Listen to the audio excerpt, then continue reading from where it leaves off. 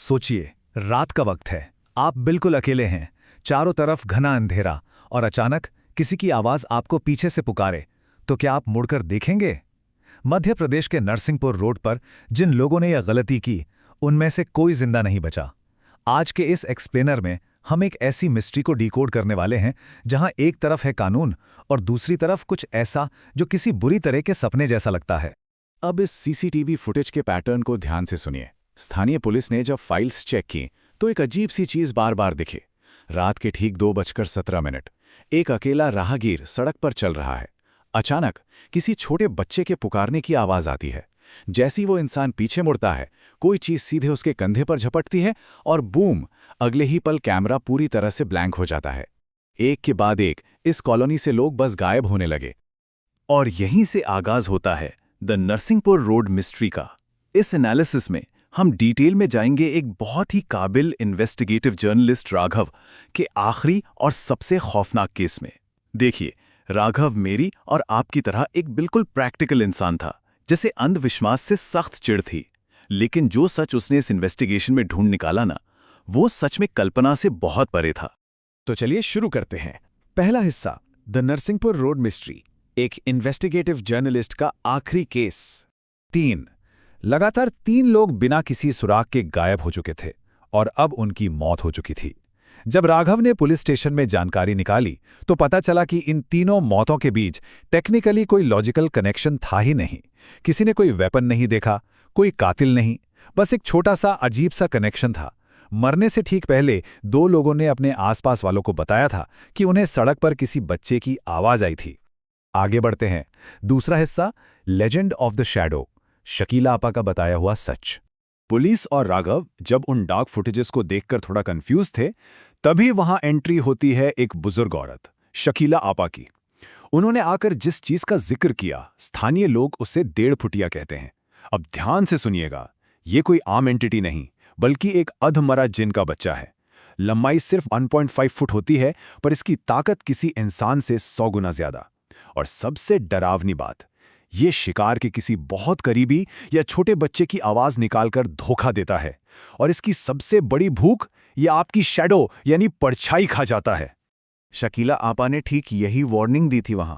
उन्होंने कहा, वो परछाई खा जाता है, जिसकी परछाई वो खा ले, वो इंसान धीरे धीरे अंदर से घुटकर मर जाता है। वो ये सब इसलिए दावे से कह रही थी क्योंकि मरने वालों में सबसे पहला नाम उनके अपने पति का था, जिनकी परछाई एकदम गायब हो चुकी थी। उन्होंने दरख्वास्त की कि लोगों को अलर्ट किया जाए कि पीछे से कोई आवाज आए तो भूल कर भी ना मुड़े। पर राघव, वो कहाँ मानने वाला था। उसने ठान लिया कि वो इस सुपरस्टिशन को खुद एक्सपोज करेगा। तीसरा हिस्सा, द फर्स्ट डेडली एनकाउंटर, रात 2 बजे खाली सड़क पर मौत से सामना। उस रात ठीक 2 बजे राघव एकदम सुनसान सड़क पर अकेले वॉक कर रहा था। अचानक अंधेरे को चीरते हुए एक मासूम बच्चे की आवाज आई, भैया मुझे घर जाना है।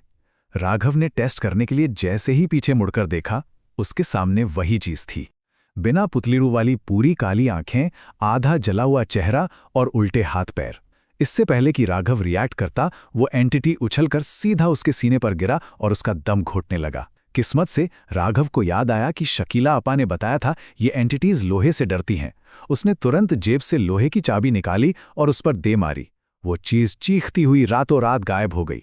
राघव अपनी जान बचाकर वहां से भाग तो गया, लेकिन जब वो थोड़ा नॉर्मल हुआ और उसने ध्यान दिया तो उसने देखा कि उसकी परछाई ठीक उसके पैरों के पास से हमेशा के लिए गायब हो चुकी थी। वो बच जरूर गया था, पर उस सुपरनैचुरल कर्स का शिकार बन चुका था।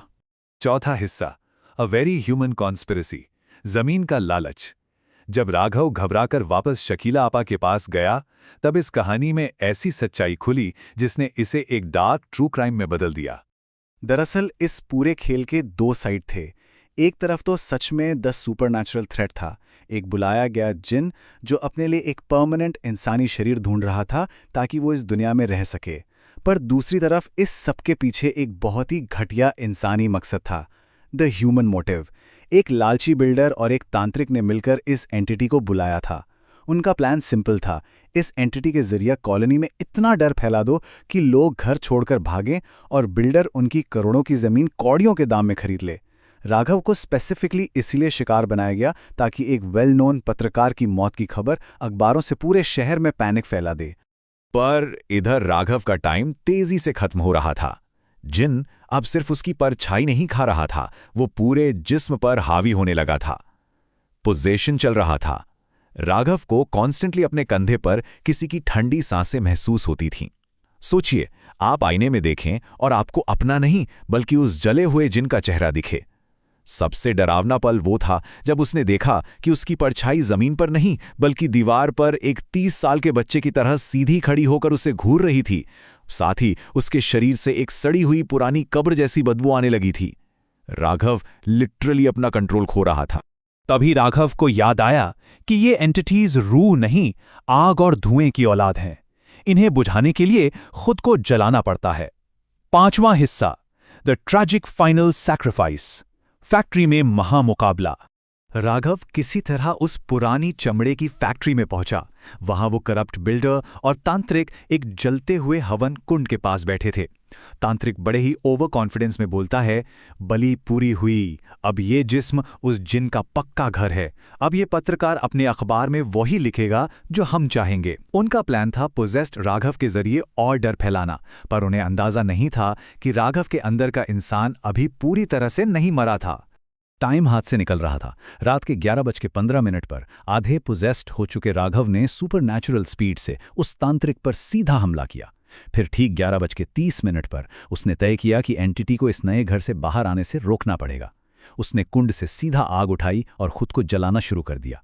जैसे ही वो 1.5 फुटिया डर के मारे धुआं बनकर भागने लगा, 11:45 पर राघव ने एक भारी लोहे की चेन खुद के चारों तरफ लपेट ली ताकि एंटिटी कैद रहे और सीधे एक खुले हुए एसिड टैंक में कूद गया। एक आखिरी वार से उसने एंटिटी और उसके ठिकाने दोनों को हमेशा के लिए मिटा दिया। इतना बड़ा बलिदान दिया राघव ने, लेकिन जानते हैं ऑफिशियल पुलिस रिपोर्ट में इस पूरी घटना को क्या नाम दिया गया? सिर्फ एक line, accidental death by gas leak. अगली सुबह वहां फैक्ट्री में सिर्फ और सिर्फ राख थी। ना राघव बचा और ना ही फाइल्स में उस रसीददार बिल्डर का कोई नाम आया। सच एक बार फिर पुलिस फाइल्स की मिट्टी में दफन हो गया। आखिरी हिस्सा, द डार्कनेस सर्वाइव्स। एक नया चौकीदार। केस तो बंद हो गया था, पर क्या अंधेरा इतनी आसानी से खत्म होता है? महीनों तक उस कॉलोनी में शांति रही। फिर एक रात जब एक नया चौकीदार वहां ड्यूटी पर था, सन्नाटे को चीरते हुए एक आवाज ने उसे चौंका दिया। भैया, यहां बहुत अंधेरा है, थोड़ी सी रोशनी होगी क्या? ये आवाज ठीक उसके कंधे के पीछे से आ रही थी। चौकीदार ने पलटकर देखा, पर वहां कोई इंसान नहीं था। लेकिन अगले दिन जब सीसीटीवी फुटेज चेक किया गया तो उसके ठीक पीछे एक 1.5 फुट की परछाई दीवार से लगकर हाथ हिला रही थी। राघव तो चला गया, पर अब उस एंटिटी का कोई मास्टर नहीं बचा था। वो कंप्लीटली आजाद था। ये एक्सप्लेनर हमें एक बहुत ही चिलिंग क्वेश्चन के साथ छोड़ जाता है। अगर कभी रात के अंधेरे में परछाइयों के बीच से ऐसी कोई आपको पुकारे, तो क्या पीछे मुड़कर देखना कभी भी सेफ हो सकता है? खुद सोचिएगा।